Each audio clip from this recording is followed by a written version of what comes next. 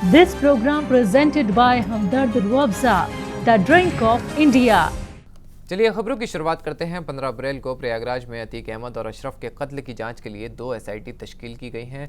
पहली DGP R K. Vishwakarma की है और दूसरी एसआईटी प्रयागराज कमिश्नर रमित शर्मा ने बनाई है। जानकारी के मुताबिक हत्याकांड की रिपोर्ट 2 महीने के अंदर सरकार को सौंपनी होगी। इससे पहले सरकार के जरिए जुडिशियल कमीशन की तश्कील दी गई थी, यानी अब 3 लेवल पर इस हत्याकांड की जांच होगी। वहीं अतीक अशरफ के कत्ल का मामला सुप्रीम कोर्ट पहुंच गया है।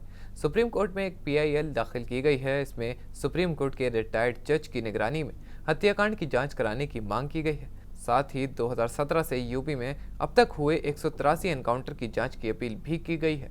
कर्नाटक विधानसभा चुनाव को लेकर बीदर पहुंचे कांग्रेस नेता राहुल गांधी ने बीजेपी पर करारा हमला बोला है। राहुल गांधी ने आवाम को खिताब कर कहा है कि पीएम मोदी ओबीसी का भला नहीं चाहते हैं। 2011 में हिंदुस्तान का सेंसस हुआ था। उस सेंसस में हमने ओबीसी का कैटेगराइजेशन किया था। आज तक वो सेंसस रिपोर्ट पब्लिक नहीं बनाई गई है। देखिए, अगर हमें सबको भागीदार बनाना है तो ये तो पता होना चाहिए कि कितनी आबादी किसकी है। ओबीसी की कितनी आबादी है, दलितों की कितनी आबादी है, आदिवासियों की कितनी आबादी है। ये पहला कदम है। अगर हमें यही नहीं मालूम कि देश में ओबीसी कितने हैं, आदिवासी, दलित, बाकी लोग कितने हैं, तो हम सबको भागीदार कैसे बनाएंगे। तो पहला कदम, अगर हम देश में ओबीसी को आगे बढ़ाना चाहते हैं, उनका हक उनको देना चाहते हैं, तो पहला कदम है कि ओबीसी सेंसस में जो डेटा है उसको प्रधानमंत्री रिलीज कर दें, पब्लिक कर दें। और मैं आपको गारंटी दे देता हूं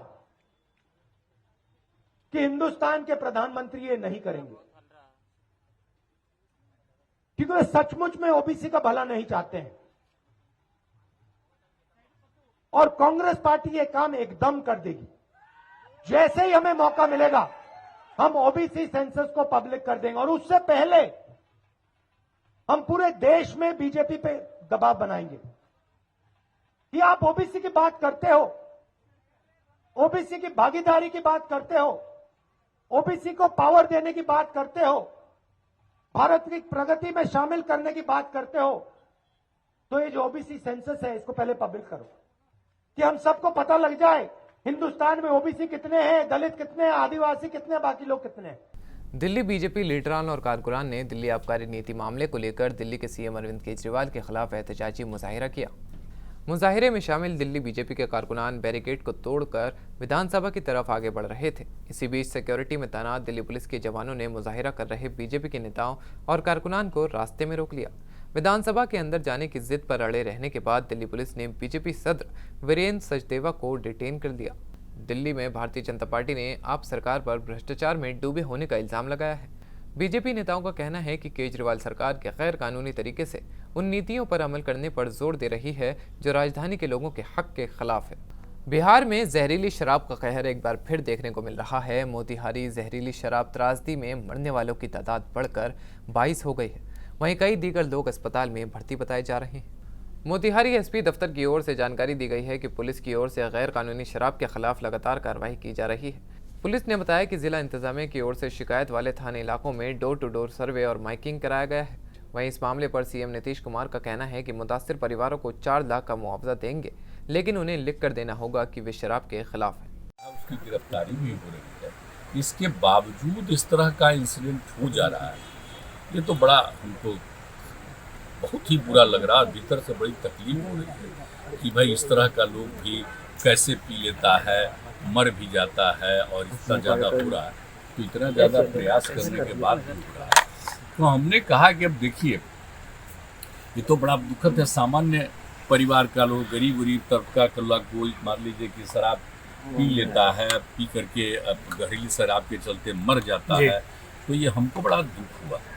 तो हमने एक बात कहा है, हम आपको बता रहे हैं जी जी जी कि अब जिस परिवार का कोई मरा है उस परिवार के लोग साफ तौर पर ये बता दें कि भाई हमारे परिवार के ये थे और कहाँ से ले लिए पी लिए, उसके चलते मर गए। हम लोगों को भी काफ़ी, उनको तो दुख है ही, तकलीफ है। और ये भी कह दें कि हाँ साहब शराब नहीं पीना चाहिए, हम सब लोगों को प्रेरित करेंगे शराब नहीं पिए। और ये सब बात करके एक लिखित तौर पर भेज देगा डीएम के यहाँ। तो हमने ये तय कर दिया कि ये लोग एक एक चीज का, जिसका भी डेथ हुआ है, सब तो देख ही रहे हैं ना भाई, तो एक एक चीज को देख लेंगे और कौन गड़बड़ किया है जिसके चलते उसका डेथ हुआ, ये सब चीज तो कर ही रहे हैं। लेकिन परिवार भी अपना बता दे और वो कह दे कि साहब हम लोग शराबबंदी के पक्ष में हैं और जहरीला शराब पिए हैं, ये दुख की बात है। और हम लोग भी प्रेरित लोगों को करेंगे कि मत पियो। ये कहते हुए वो अपना भेज देगा कि हम लोगों को तकलीफ है। तो हम लोग बिल्कुल सरकार की तरफ से उसके परिवार को हम सोच लिए कि हम 4 लाख रुपया उसको हम मदद करें। जयपुर के मानसरोवर वाकई वीटी ग्राउंड में अहिर जन जागृति सम्मेलन मुनक्किद हुआ। इजलास में परमवीर चक्र विजेता योगेंद्र यादव, साबिक सांसद डॉक्टर करण सिंह यादव भी मौजूद रहे। उनके अलावा अलवर सांसद बालकनाथ, विधायक बलजीत यादव, राज्य मंत्री राजेंद्र यादव, विधायक Sandeep Yadav, OBC commission Delhi chairman Jagdish Yadav, साबिक वजीर जसवंत यादव समेत समाज के दीगर मुअज़्ज़ज़ लोग मौजूद रहे। वहीं इजलास में बड़ी तादाद में यादव तबके के लोगों ने हिस्सा लिया। यादव तबके के नेताओं ने कहा कि मुल्क में 26 करोड़ से ज़्यादा यादव हैं, जिसमें सबसे ज़्यादा नौजवान हैं, जो भारतीय सेना, कृषि, रिसर्च, उद्योग दीगर में अपना अहम किरदार अदा कर रहे हैं। इन लोगों की मांग है कि यादव वीरों के सम्मान में भारतीय सेना में अहिर रेजिमेंट होनी चाहिए। रांची पुलिस लाइन में इज्तिमाई दावत इफ्तार का एहतमाम किया गया। रांची पुलिस फैमिली की जानिब से मुनक्किद इस दावत इफ्तार में डीआईजी अनूप बिरथिरे, डीआईजी शम्स तबरेज़ मौजूद रहे। उनके अलावा रांची रूरल एसपी नौशाद आलम, गुमला ज़िला के SP Ehtesham Waqarib, Ranchi traffic SP Haris bin Jama समेत कई आला अफसरान और सैकड़ों पुलिस एहलकार शामिल हुए। वाज़ेह रहे कि न्यू पुलिस लाइन रांची में इसी दिन छोटा नागपुर पुलिस स्पोर्ट्स टूर्नामेंट 2023 की इख्तितामी तकरीब थी, जिसके बाद इस इफ्तार पार्टी का एहतमाम किया गया था। इस टूर्नामेंट में 5 अजला के खिलाड़ियों ने हिस्सा लिया था। खुशी से 5 जिला पूरे झारखंड के लिए दुआएं भी हुई यहाँ से इज्तिमाई की सुख समृद्धि और शांति के लिए और उन्नति के लिए सब लोगों ने एक मिलकर दुआएं की और ये एक अच्छा माहौल में अभी जस्ट समापन हुआ शांतिपूर्वक में। आप जानते भी हैं कि वो इकबाल का वो शेर है कि एक ही सफ़ में खड़े हो गए महमूद व अय्याज़, एक ही सफ़ में खड़े हो गए महमूद व अय्याज़, न कोई बंदा रहा न कोई बंदा नवाज। हमारे 2 डीआईजी साहबान थे, कई एसपी साहबान थे और एक मेरा अदना सा सिपाही, वो भी साथ में बैठकर उसी सफ़ में बैठ कर खा रहा था। वही सामग्री उसको भी परोसी गई थी जो डीआईजी साहब को परोसी गई। तो ये हम लोगों का कल्चर है, हम लोगों के पुलिस डिपार्टमेंट की ये तरीका है, इसको हम लोग अनुसरण करते हैं। बहुत खुशी की बात है कि हम लोग एक पूरे रेंज में आज 5 जिला का खेल का समापन भी था और इस समापन के उपलक्ष्य में हम लोगों ने दावत इफ्तार का एक आयोजन भी किया। इस दावत इफ्तार में हम पूरे 5 जिला के आए हुए सभी खिलाड़ी, पदाधिकारी, आला अधिकारियों के बीच में हमने एक दावत इफ्तार का जो आयोजन रहा, उसमें सभी लोगों ने पूरे खुशनुमा माहौल में एक साथ इफ्तार जो किया, ये सारे पुलिस समाज के लिए बहुत ही एक यादगार लम्हा है। और मुझे उसकी एक छोटी सी, मैं इसे लीड ही कहूँ तो मुझे वो करने में बहुत सुकून, बहुत खुशी हुई, बहुत हर्ष आया। और इस कार्यक्रम को हमारे आला अधिकारियों ने जिस तरह से सहयोग किया, हम समझते हैं निकट भविष्य में इससे बेहतर और अन्य तरह के जो कार्यक्रम होते हैं और इस तरह से हमारे बीच पुलिस में एक नई ऊर्जा, एक नई स्ट्रेसफुल ड्यूटी को थोड़ा सा उस पर हल्का करने के लिए इस तरह का आयोजन करने से हमें एक ड्यूटी करने में जो ऊर्जा मिलती है वो दोहरी हो गई है।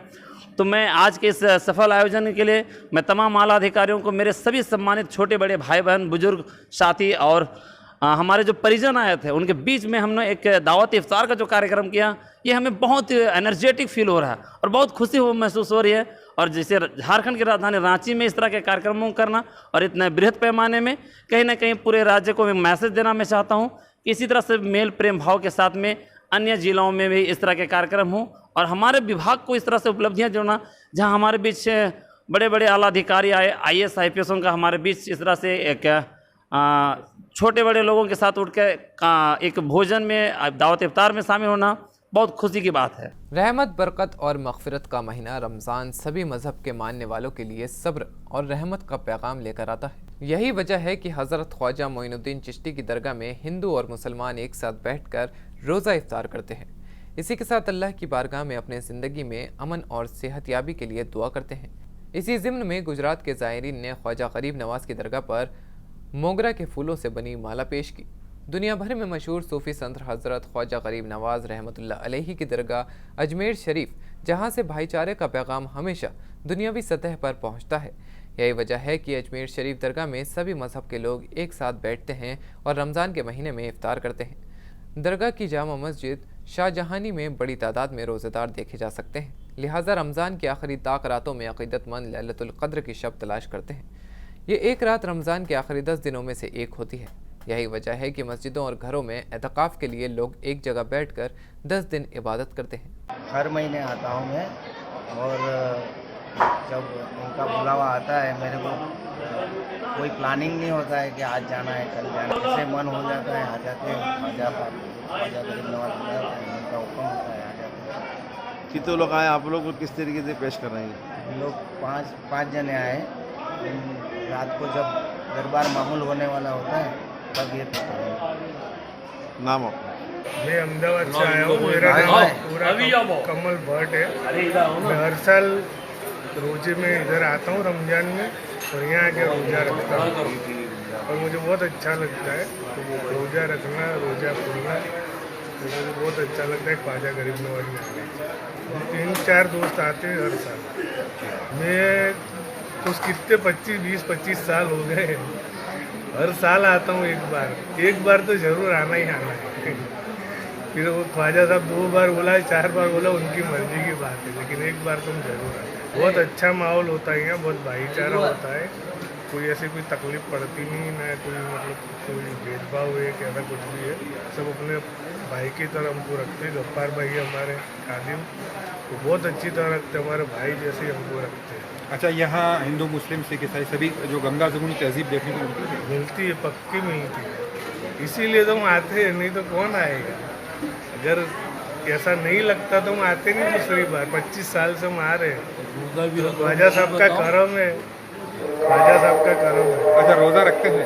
पक्का हर साल रखता हूँ। कब से यहाँ आके रखता हूँ। कब से रख रहे हैं रोज़ा? वो भी याद नहीं कब से रख रहा हूँ, बहुत साल हो गए। ख्वाजा के दरबार में रोज़ा रखने वाले गैर मुस्लिम कमल भट्ट और दीगर साथियों का कहना था कि उन्हें इस नेक काम से बहुत सुकून मिलता है। उनका कहना है कि इसी वजह से वो हमेशा ख्वाजा साहब के दरबार में आते रहेंगे और रमज़ान का रोज़ा रखते रहेंगे। This program presented by Hamdard Ruabza, the drink of India.